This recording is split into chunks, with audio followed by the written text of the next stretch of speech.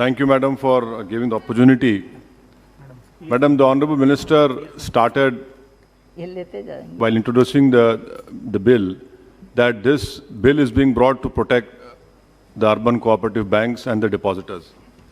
Now, my question to the Honorable Minister when she stands up to reply is that the RBI FSR report of December 2019, it says that the state-run banks account for 89.8% of frauds by value, private banks at 9.2% and foreign banks at 0.4%.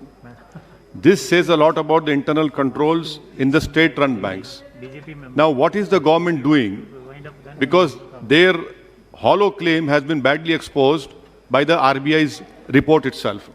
My second question, Madam, to the Honorable Minister is when she stands up to reply, the PNB bank was hit with 20,000 crore and we know Mr.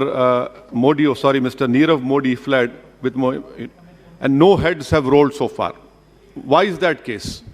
Third question is the Modi government's real concern about PMC Bank, which the Honorable Minister spoke about. When it came to Yes Bank, the SBI immediately infused funds into Yes Bank. Why this stepmotherly treatment for PMC? 60 people have committed suicide. What is the interest that government had with Yes Bank and that same love is not shown towards PMC Bank? And what kind of administrator is working in PMC Bank from last 1 year? That person, that honorable person has not been able to sell the yacht which is stuck in Sri Lanka. 2 aircrafts are stuck in Mumbai airport. This is the love of this government for PMC depositors who are suffering day in, day out. Sir, my third question is about this. In this bill, it talks about issue of equity, preference or special shares by way of public's issue and private placement. Are you trying to say that now SEBI will interfere in it?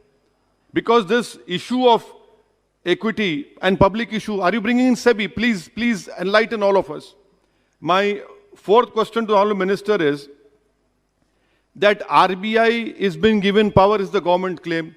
If that is the case, why did Yes Bank, PNB, IL&FS and in March 2020 Franklin Templeton happened? What was RBI doing?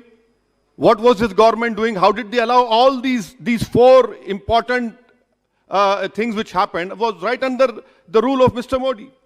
My fifth question is, since demonetization, the financial industry is slowly and steadily collapsing and showing how regulation by RBI, SEBI, NABARD is completely absent.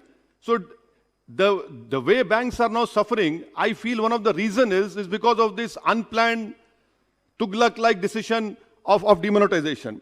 Madam, sir, my sixth question is, this frauds reported by banks, which I said in the first point, about 1 lakh and above fraud has increased by 28%. Who's responsible for this? May I request the government that Bank of Maharashtra, my colleague Mr. Imtiaz Jalil, MP for Aurangabad, is right when he told me that Bank of Maharashtra should not be privatized because it is running in profit, the government should not do it. And the last point which I want to know from the Honorable Minister when she stands up to reply is that this Modi government has this habit of encroaching upon, basically weakening the federalism, encroaching upon the state list. You know for a fact what is the state subject, what is the central list. Why is it that you bring such a legislation wherein, what are your designs? Why do you want to weaken the federalism of this country, which is the basic structure of the constitution? By bringing in such a legislation, sir, we know for a fact what is under the Schedule 7, Entry 32, Entry 43. The honorable members have spoken on it. I don't want to highlight on it. And my last point, sir, is that about this proportional voting rights.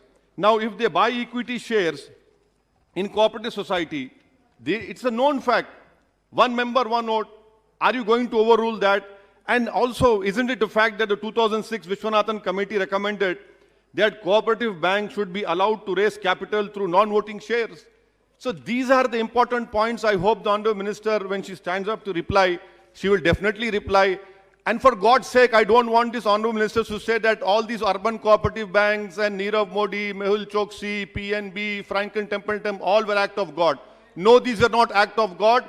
They happened because Mr. Modi is ruling the country and because of the misgovernance and the act of themselves. Thank you, sir.